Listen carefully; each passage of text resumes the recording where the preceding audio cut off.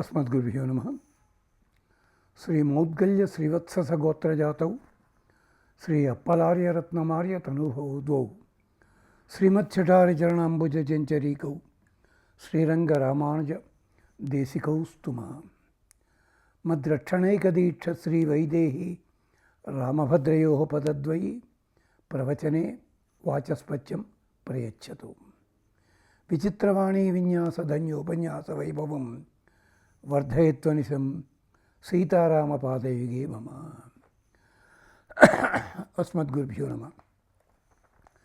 धर्मो विवर्धति युधिष्ठिरकीर्तनेन, पापं प्रणश्यति वृकोदरकीर्तनेन, शत्रुर्विनश्यति धनञ्जयकीर्तनेन, माद्रीसुतौ कथयतां न भवन्ति रोगाः। ఈ సందర్భాన్ని పురస్కరించుకుని విరాట పర్వం ఆధారంగా పాండవుల విశేషాన్ని, ద్రౌపది విశేషాన్ని మనం చెప్పుకుంటున్నాం. దాంట్లో విరాట నగరంలోకి అడుగుపెట్టే ముందు ధర్మరాజు చేసిన స్తుతిని జ్ఞాపకం చేసుకున్నాం. ఇప్పుడు విరాట పర్వంలో కథాపరంగా ఎత్తుకుని ఆ కథాపరంగా ఉన్న సందర్భాల్లో పాండవులు ఎలాంటి సన్నివేశాల్లో పాల్గొన్నారో అది చూసుకుని మొదటగా ఆ సన్నివేశాల విశ్లేషణ చెప్పుకుంటాం. తరువాత ఒక్కొక్క పాత్రకి సంబంధించిన వేదవాక్యాలు తర్వాతి భాగంలో. ఎందుకంటే సన్నివేశము వెంటనే వేదవాక్యము చెప్పినట్టయితే కొన్ని చోట్ల ఎందుకో జనాలకి అందుబాటులోకి వెళ్ళటలేదు. అంచేత సన్నివేశాన్నే ముందు చెప్పుకుని అక్కడ కొంత వివరణ ఇచ్చుకుందాం. వీలైతే ఒకటి రెండు వేదవాక్యాలు అక్కడే చెప్పుకుందాం. కానీ సన్నివేశం మొత్తం వివరించిన తర్వాత ఈ ఘట్టంలో ఈ వేదవాక్యాలు ఇలా సమన్వయం అవుతాయి అని చెప్పుకుందాం అని జ్ఞాపకం చేస్తూ ఈ భాగంలోకి అడుగు పెడుతున్నాం. ధర్మరాజుతోటి ప్రారంభించుకుందాం. ధర్మో వివర్ధతి యుధిష్ఠిర కీర్తనేన. ధర్మరాజు అంటే శరణాగతి తత్వము అని జ్ఞాపకం చేసుకున్నాం. అంటే తాను చేస్తున్న ప్రతి పని కూడా భగవంతుని ప్రణాళికలో ఒక భాగంగా ఎంచుకుని తద్వారా తాను చేస్తూ, భగవంతుడా నీదే భారము, నీ అనుజ్ఞ చేత నేను ఈ పనులు చేస్తున్నాను అంటూ. ఒక్కొక్కసారి ధర్మరాజు చేసిన పనులు తిక్కగా అనిపిస్తాయి మనకి, నిజమే. కొంచెం పూర్వాపరాలు చూసినట్టయితే ధర్మరాజు ప్రవర్తన లోపల ఆ తేడా మనకి ఆశ్చర్యం కలిగిస్తుంది. ధర్మరాజు ఎప్పుడూ అబద్ధం ఆడ్డు, నిజమే. ఒకతోడు అబద్ధం ఆడాడే, ఎందుకలాగా? జూదమాడాడు, కష్టాలు తెచ్చుకున్నాడే. వీటన్నిటి వెనకాల కూడా కొన్ని తత్వాలు ఉన్నాయి. ఆ తత్వం జోలికి వెళ్లకుండా మనం కథాపరంగా చూసేసి ఆ తప్పులు చేశాడండి, అనుభవించాడు అంటూ ఉంటాం. అది ధర్మరాజు సాక్షాత్తుగా యముని అంశ.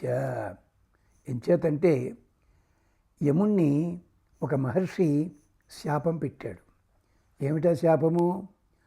నేను చిన్నప్పుడెప్పుడో చేసిన తప్పులకి బాల్యావస్థలో ఉండగా ఏదో పురుగుల ఈకలు పీకాను, ఇంకోటి ఏదో చేశాను.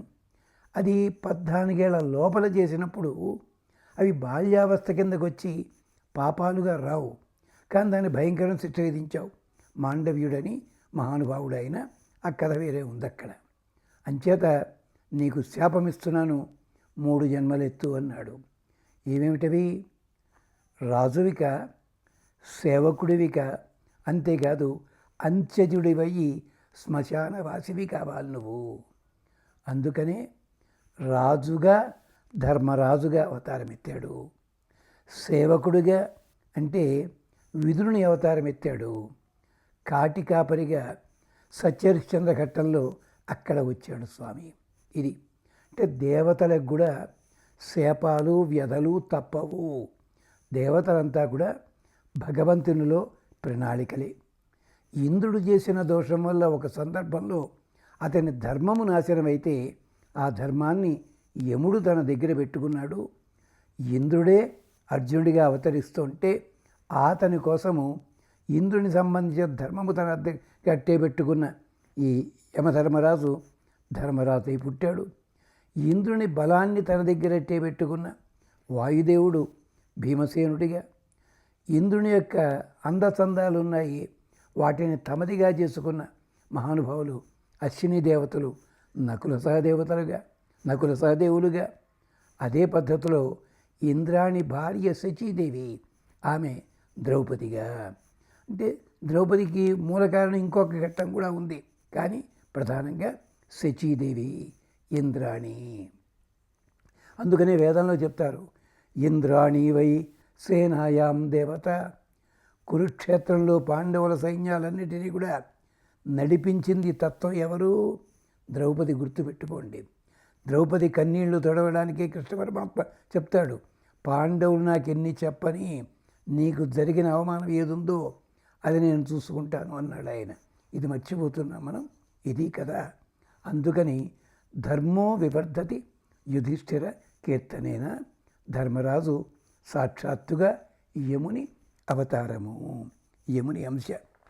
యముని యొక్క ధర్మ నిర్వహణ ఎంత గొప్పదో కావాలంటే ఋగ్వేదంలో యమి సంవాదం అని చెప్పి 10వ ఖండంలో కనిపిస్తుంది. యమి తొందరపాటుగా సోదరునితో ఒక మాట అంటుంది. మాట అంటే ఆ సోదరుడు కోప్పడతాడు. మనం దేవతాంశలము, దేవతలము, మన్ని అనుసరించే మిగిలిన వాళ్ళంతా ఉంటారు. నీకు నాకు ఉన్న సంబంధము ఏక గర్భస్థులమైనప్పుడు సోదర సోదరీ సంబంధం, దీనికున్న ప్రత్యేకత ఇది అంటూ చాలా గొప్పగా చెప్తాడు. అది మరోసారి మనం ముందు వేదవాక్యాలు అప్పుడు చెప్పుకుందాం. అది ఇలాగా అంటే ధర్మము ఏనాడు కూడా తప్పడు. యముని ధర్మ నిరతి అలాంటిది.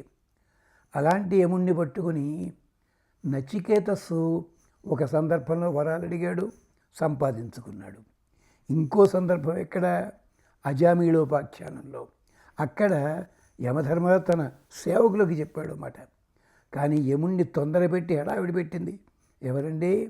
సావిత్రి, సతీ సావిత్రి. అక్కడ కూడా యముడు పొరపాటు పడలేదు. అక్కడ జరిగింది ఏమిటి జరిగింది? సావిత్రి వెనకాలే పడి వచ్చేస్తుంటే యముడు ఆమెను వెనక్కి పంపించడానికి ఆవిడ అడిగిన 2 వరాలు ఇచ్చాడు. కథ పెద్దది. మరి 3వ వరం ఎక్కడిచ్చాడు అంటే, ఇంకొక క్షణం ఆగితే సతీ సావిత్రి యమలోకంలో అడుగు పెట్టబోతోంది. పొరపాటుని పెట్టిందనుకోండి, యమలోకానికే ప్రమాదము. ఎంచేత సత్పురుషులైన వాళ్ళు యమలోకానికి రాకూడదు. వచ్చినట్టయితే యమలోకం అంతా అల్లకల్లోలమైపోతుంది. దానికి మార్కండేయ పురాణము, గరుడ పురాణము, నారద పురాణం, వీటన్నింటిలో కూడా సందర్భాలు ఉన్నాయి. అందుకని వరం ఇస్తానంటే, నాకు భర్త లేకపోయినా పోయి అంటున్నావు, సంతానం చూసేనా ఆనందపడాలి అంది సతీ సావిత్రి. యముడు ముందు వెనక చూడకుండా తదాస్తు అన్నాడు. అనేసరికి సావిత్రీదేవి తగులుకుంది. టిఆర్ తిలకమయ్య ఒకడ ఆ నాటకాల పద్యం పాడిందోటి, ఆ మరువులు ఎటులైన సంతానమందవచ్చు, మనుజలోకాన మగడు లేక సంతానమే రీతి పొందలేత్తు. అది కోసరాజు గారు రాత్రి పద్యం. ఏమిటి దాంట్లో చమత్కారం? యముడు ఎందుకు అలా వరం ఇచ్చాడు తెలియదా ఈవిడన్నమాట. దేవతలందరూ కూడా తమ తమ అంశాలతోటి భార్యల యందు తప్ప అందరి యందు కనేలాగా శాపం ఉంది, పార్వతీదేవి శాపం. యముడు కూడా సాక్షాత్తు సావిత్రిదేవి అలాగే సంపాదించుకోవచ్చు కదా సంతానాన్ని అన్న భావనతోటి చటుకుని తదాస్తున్నాడు. అది జరిగిన పొరపాటు, అదొక్క చోట మాత్రమే, అంతే తప్ప యముడికి తెలివితేటలు లేక కాదు ఇది. అలాంటి యముని అంశ ధర్మరాజు ధర్మనిరతి. అంటే తన కర్తవ్యాన్ని భగవంతుని ఆరాధనగా, భగవంతుని విధానముగా నడపడమే ఆయన పద్ధతి. ఇది మొట్టమొదటగా హస్తినాపురం వచ్చి పెరిగి పెద్దవాళ్ళై లాక్షాగృహ నిర్మాణము, లాక్షాగృహ దహనం దగ్గర మొదలుపెట్టి చిట్ట చివరిగా అశ్వమేధ యాగం చేసేంతవరకు ప్రతి చోట కూడా ధర్మరాజు సన్నివేశాల్లో ధర్మం తప్పని విశేషాలే కనిపిస్తాయి. కొన్నిటిని సరదాగా చూసుకుందాం. లాక్షాగృహ సన్నివేశం ఉంది. ఏమిటది? తండ్రి గారు చెప్పారు, వెళ్ళమన్నారు పెత్తండ్రి గారు, అంతే, వెళ్ళాడు, ఆయిందే బాధ్యత. కానీ ప్రమాదం వస్తోందని తెలిసింది, వెంటనే బయటపడ్డాడు. దుర్యోధనాలను ఎక్కడా తిట్టలేదు, ఏమీ చెయ్యలేదు. ఇది అంటే ఆది, సభ, అరణ్య, అలాగే యుద్ధ పంచకంలో దీంట్లో మళ్ళీ చివరికి శాంతి అనుశాసనికల్లో చిట్ట చివరిదాకా చూడండి. మీకు అనుమానం వచ్చిన ప్రతి ఘట్టంలోనూ ధర్మరాజు అన్నిటినీ ధర్మాన్నే పాలించాడు, ధర్మం తప్పలేదు అతడు. అందుకనే అజాత శత్రువు అంటారు. అంటే ఎవరినీ తన శత్రువులుగా తాను భావించలే, తను ఎవడైనా భావించుండొచ్చుగాక, అదనమాట. అంటే శత్రువులే పుట్టనివాడు. శత్రువులు అనుకున్నారు వాళ్ళు, కానీ ధర్మరాజు ఎప్పుడూ కూడా దుర్యోధనతో వదిలిపెట్టాడా లేదా? అలాగే సైంధవుణ్ణి శిక్ష వేసి వదిలిపెట్టాడు తప్ప చంపలేదే, అలాగే పద్ధతి. అందుకని అలాగే ద్రౌపది స్వయంవరానికంటే ముందు బకాసుర వధ ఉంది. అక్కడ చూడండి ఒకసారి ఘట్టంలో ఆ బ్రాహ్మణుని భార్య పిల్లలతోటి ధర్మరాజు మాట్లాడతాడు, కుంతీదేవి మాట్లాడుతుంది. ఎంత ప్రేమగానో, అంటే తనకి తల దాచుకునేందుకు చోటిచ్చిన ఆ కుటుంబాన్ని, ఆ వంశాన్ని రక్షించాలి అనే కోరికతో తమ్ముడిని పంపించాడే మహానుభావుడు కుంతీదేవి అనుమతితోటి. అలాగే ద్రౌపది స్వయంవర ఘట్టంలో అర్జునుడిని ముందు పంపించాడు, నిజమే, అర్జునుడే జయించాడు. కానీ మొట్టమొదటి వివాహం ఎవరికి జరిగింది? ధర్మరాజుకి, తర్వాత భీముడికి, తర్వాత అర్జునుడికి. ఇక్కడ కూడా ఆ ఘట్టంలో ధర్మనిరతి కనిపిస్తుంది. అలాగే రాజసూయం కూడా, నిజానికి రాజసూయం చేసిన వాడే రాజరాజు. తాను చేసామన్నాడు, మా పెద్ద తండ్రి గారు ఉన్నారు పెద్దవారు, ఆయనే రాజరాజు, ఆయన తరఫున నేను చేశాను. ఎంచేత యువరాజ పట్టాభిషేకం ధర్మరాజుకే జరిగింది. దుర్యోధనుడికి యువరాజు కూడా కానే కాదు. మనమంతా ముచ్చటగా పేర్లు ఎట్టుకున్నాం. దుర్యోధనుడికి రాజురాజు, ఈ పేర్లన్నీ నేను, ఆయన రాజురాజు కాదండి. అయితే ధృతరాష్ట్రుడు కావాలి, లేదా ధర్మరాజు కావాలి, అంతే. అఖిల ధరాతలపత మౌళి రత్న రంజిత చరణ అంటారు ఒక చోట. అంచేత అలాంటి వాడు ఆయన.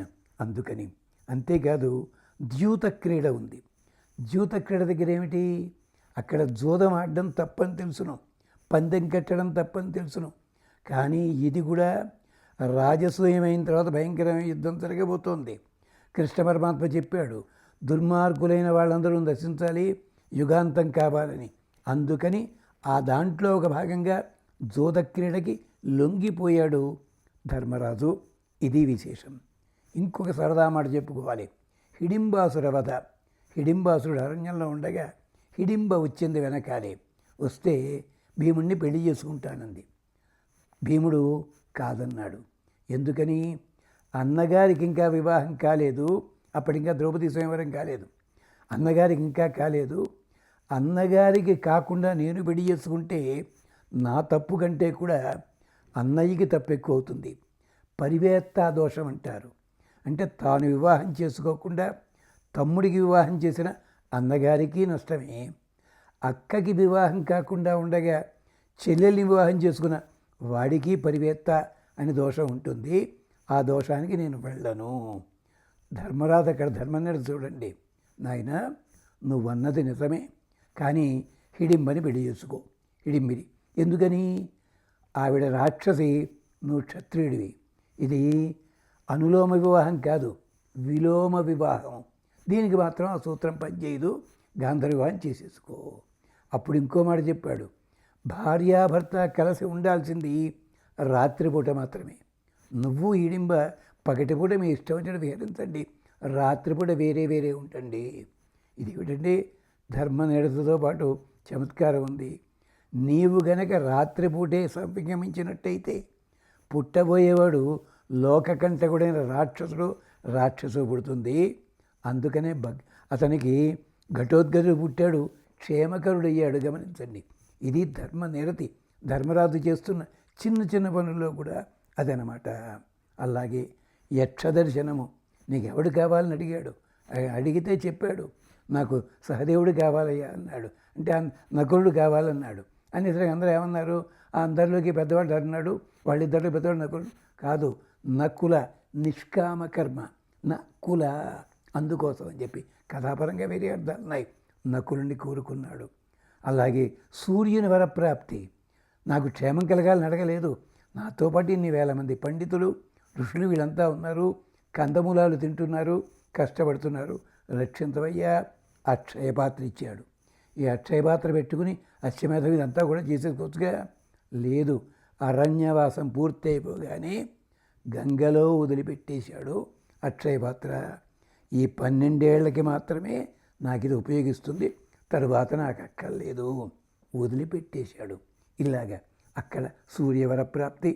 అలాగే ఘోషయాత్ర, దుర్యోధనుని చావగొట్టాడు పాపం ఆ మహానుభావుడు వచ్చి, వదిలిపించాడు.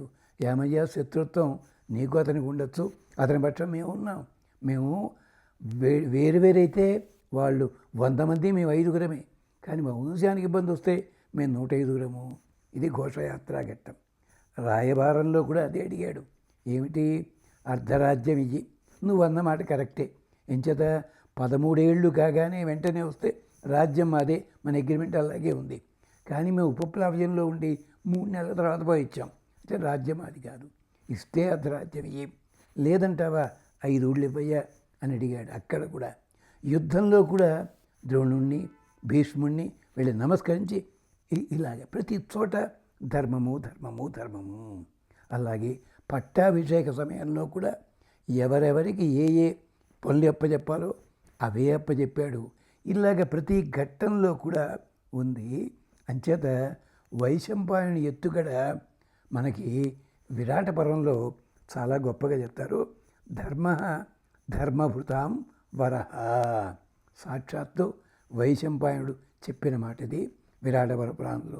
అయితే సాక్షాత్ ధర్మభృతాం వరహ, అతని కంటే ఇంకొకడు లేడయ్యా ధర్మరాజు, ఆయన విరాట నగరంలోకి వెడుతున్నాడు అని చెప్పి, యుధిష్ఠిరో రాజా ధర్మపుత్ర మహామనా, అలాగే యుధిష్ఠిర అజాతశత్రు, ఈ 2 పేర్లు కూడా బిరుదులు ధర్మరాజుకి.